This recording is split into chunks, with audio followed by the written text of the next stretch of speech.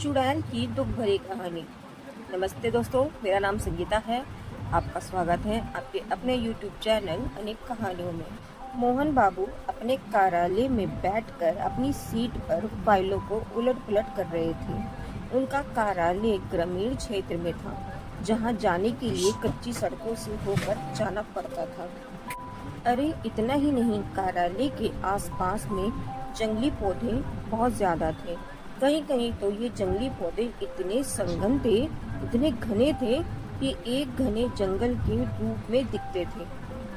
Office के मुख्य दरवाजे को छोड़ दें तो बाकी हिस्से पूरी तरह से घास फूस में आदि ढके लगते हैं। ऑफिस के कामों की खिड़कियों आदि पर लंबे लंबे घास फूसों का साम्राज्य था।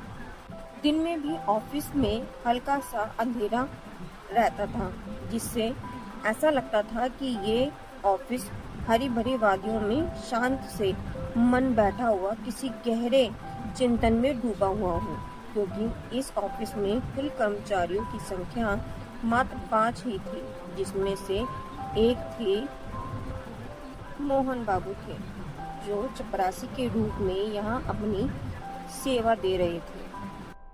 मोहन बाबू ही वे व्यक्ति थे जिनके कार्यालय में व्यवहार से ये शांत कार्यालय कभी कभी मुखर मतलब खुश हो उठता था और कर्मचारियों की हंसी ठिठोलियां जैसे जाग उठता था। मोहन बाबू पास के एक गांव में रहने वाले थे और प्रतिदिन कोई न कोई असहज घटना ऑफिस के बाकी 4 कर्मचारियों को सुनाया करते थे। वे विशेषकर जब भी ऑफिस में प्रवेश करते तो सबसे पहले रमेश बाबू के कमरे में जाते और राम राम कहने के साथ ही शुरू हो जाती थी कि बाबू कल तो गांव में गजब हो गया था। रामदैया को जंगल में चुड़ैल ने पकड़ लिया था, तो मनोहर का सामना एक भयंकर भूत से हो गया था। जब तक मोहन सभी कर्मचारियों से मिलकर भूत प्रेत की या गांव देहात की बातें नहीं बता ले तो उसको चैन नहीं पड़ता था। कोई कर्मचारी मोहन की बातों को सहजता से सुनता तो कोई केवल हाँ हूँ करके, और कोई का ध्यान ही नहीं देता और उन्हें स्टोव जलाकर चाय बनाने के लिए कह देता या पानी ही मांग करके उनसे बचने की कोशिश करता। पर मोहन की बातों को रमेश बाबू बहुत ही सहजता से सुनते, पूरा ध्यान देते हुए बीच बीच में हाँ हूँ करने के साथ साथ कुछ सवाल भी पूछते। एक दिन की बात है, मोहन ऑफिस के में थोड़ा जल्दी पहुंच गए और सीधे रमेश के कमरे में घुस गए। पर उस समय रमेश अपनी कुर्सी पर नहीं थे, शायद वो अभी ऑफिस पहुंचे ही नहीं थे। मोहन थोड़े डरे सहमे लग रहे थे और बार बार अपने माथे पर आ रहे पसीने को गमछे से पोंछ रहे थे। वे जो ही कमरे से बाहर निकले त्यों ही ऑफिस के प्रमाण में उन्होंने रमेश बाबू को अपनी साइकिल को खड़े करते हुए देखा। वो दौड़कर रमेश बाबू के पास पहुंच गए और बिना हकलाकर घबराकर बोले, बाबू बाबू कल रात को तो गजब हो गया, मेरा पूरा परिवार आफत में आ गया है, समझ नहीं आ रहा कि क्या करूं। रमेश ने उन्हें अपने कमरे की ओर चलने का इशारा करते हुए आगे आगे तेज कदमों से अपने ऑफिस कक्ष में प्रवेश किया। फिर एक कुर्सी पर मोहन को बिठाने का इशारा करते हुए अपने झोले को वही मेज पर रखकर एक गिलास पानी लेकर कक्ष के बाहर आकर उन्होंने हाथ धोए। उसके बाद कमरे में लगे हनुमान जी की फोटो को अगरबत्ती दिखाने के बाद अपनी कुर्सी पर बैठते हुए मोहन से बोले, मोहन जी अब आप अपनी पूरी बात विस्तार से बताएं।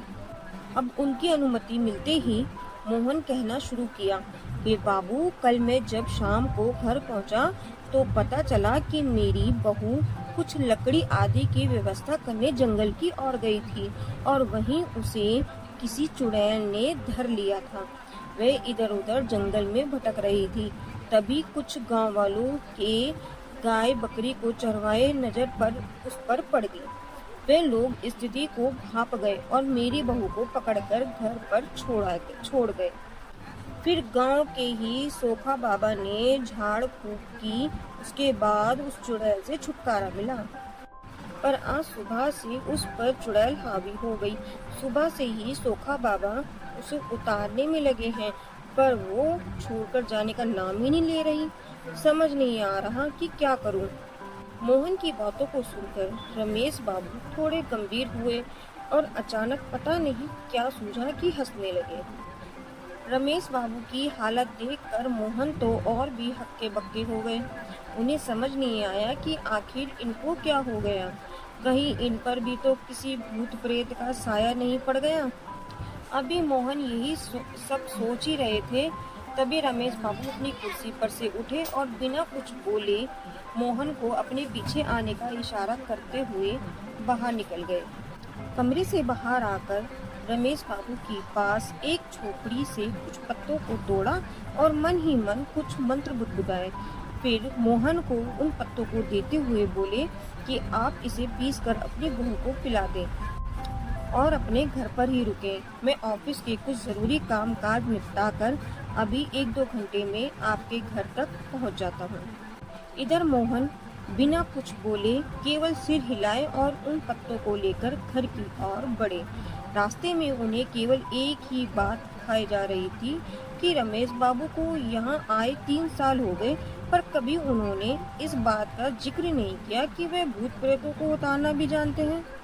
कहीं वो मजाक तो नहीं। इन पत्तों को तोड़कर झूठ मूठ मुझे कुछ बुदबुदा कर मुझे नहीं दिए, पर रमेश बाबू ऐसा नहीं कर सकते। वे तो बहुत गंभीर आदमी हैं और हमारी सारी बातों को भी बहुत गंभीरता से लेते हैं और समय समय पर हर प्रकार के हमारी मदद भी करते रहते हैं। ना ना, वे मेरे साथ मजाक नहीं कर सकते ऐसे। ये सब सोचते सोचते मोहन अपने घर पहुंच गए। घर के बाहर 10 से 15 गांव वालों के ही लोग बैठे नजर आए। एक खटिया पर सोखा बाबा भी बैठकर लोगों से कुछ बातचीत कर रहे थे। अब मोहन को देखते ही सोखा बाबा बोल पड़े, मोहन, ये चुड़ैल तो बहुत ढीठ है। रात को छोड़ तो देती है, पर सुबह फिर से आ गई। 2-3 घंटे मैंने कोशिश किया, पर छोड़कर जाने का नाम ही नहीं ले रही है। अभी भी आंगन में नाच कूद रही है। मेरे मंत्रों का अब तो उस पर कुछ असर भी नहीं हो रहा। ये यहाँ तक कि मेरा भी मजाक उड़ा रही है। इतना सब होने के बाद मैं उसे छोड़कर बाहर बैठ गया हूँ। मैं अब कुछ नहीं कर सकता। मेरा जितना पावर था अब मैंने सब आजमा लिया। मोहन सोखा बाबा के बगल में बैठते हुए अपनी लड़की को आवाज लगाई। उनकी लड़की घर में दौड़ते हुए बाहर निकली। फिर मोहन ने उन पत्तों को उसे देते हुए कहा कि अभी इसे पीस कर बहू को पिला दो, अगर नानू करे तो जबरदस्ती पिलाओ। इसके बाद मोहन की लड़की उन पत्तों को लेकर घर में गई तथा उन पत्तों को पीस कर अपनी भाभी को पिलाया। अरे ये क्या! एक घूंट के अंदर जाते ही मोहन जी की बहू काफी शांत हो गई और वहीं आंगन में एक तराई पर बैठ गई। अब उसके व्यवहार में काफी अंतर आ गया था। उसका कूदना नाचना सब बंद हो गया। मोहन की लड़की दौड़ते हुए घर में बाहर निकली और मोहन की ओर देखकर बोली, बाबू बाबू, भौजी को बहुत आराम हो गया है। आंगन में भी भौजी बड़ी शांति से बैठी हुई है।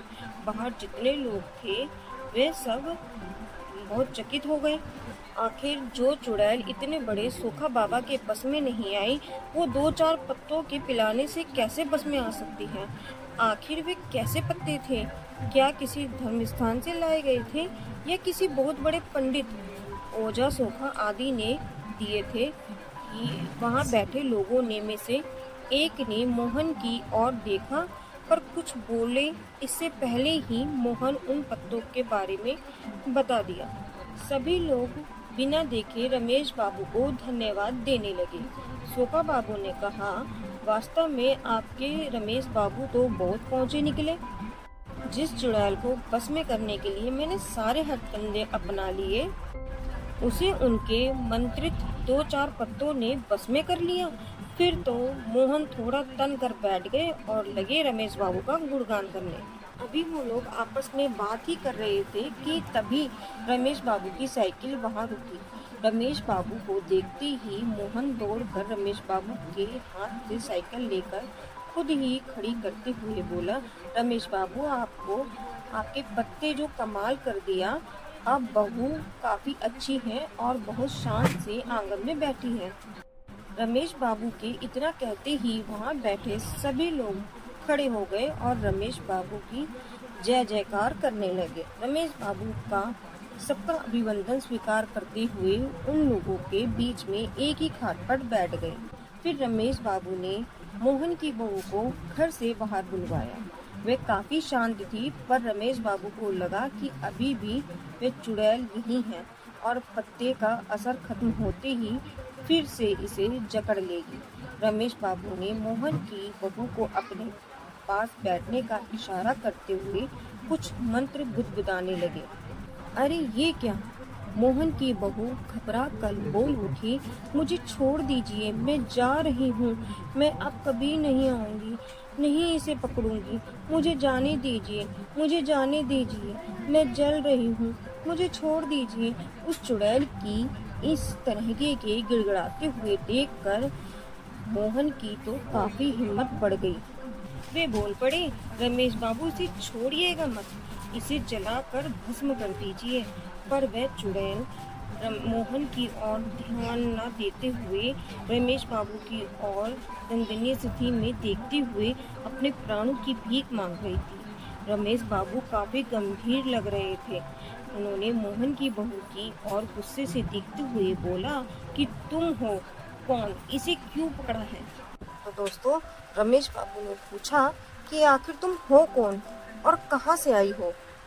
तो दोस्तों, आज की कहानी में यही समाप्त करती हूँ। अगली कहानी कल पार्ट 2 में। तो दोस्तों, मेरी कहानी अगर आपको अच्छी लगती है तो प्लीज़ चैनल को लाइक कीजिए, सब्सक्राइब कीजिए और हाँ, बेल आइकन दबाना ना भूलिए। राधे राधे दोस्तों।